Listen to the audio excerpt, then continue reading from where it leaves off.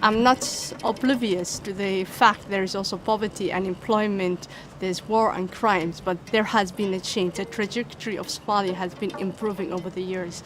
As a Somali, we should be associated more with change than just despair and poverty.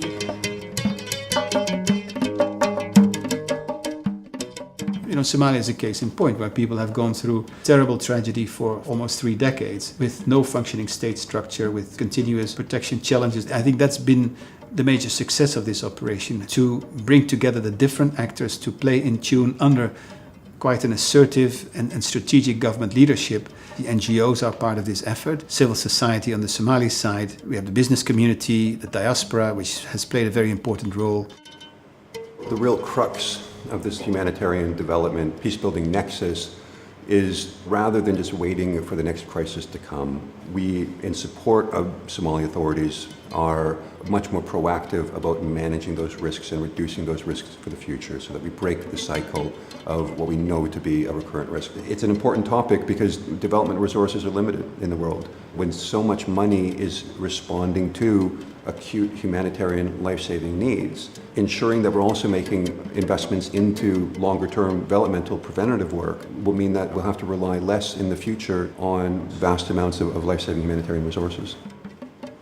Crises like the one that we're seeing in Somalia today are multifaceted. Droughts do not cause famine. Governance failures, insecurity, violence, these things combined with drought create famine.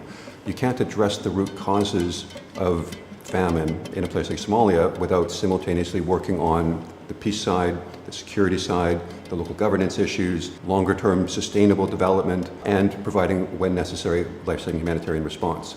I'm here to help my people. I'm a doctor. Currently, I'm working in the ICU to manage kids with severe malnutrition. I want Somalia to improve and maybe our future to be more better and a stabilized country. We want to have that. I think it should be in terms of building from the grassroots and involving Somalis and letting Somalis find their own solutions. We just launched our national development plan for the very first time after 25 years. That is a positive step.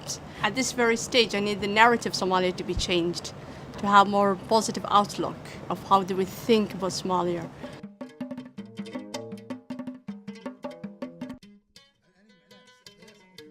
Here is the community of Ngom, approximately 10 kilometers outside of Maiduguri, and what you can see is that the community has been totally burned down by Boko Haram approximately 2 years ago. Most of the people have left now to Maiduguri and they're living there in host communities. The government has asked us to help us rebuild this community here. It was in the past a really important trading place. We are right now working with our partners to see how we can best support this. I mean, this is a level of destruction that really needs an integrated approach in order to help the communities get back on their feet.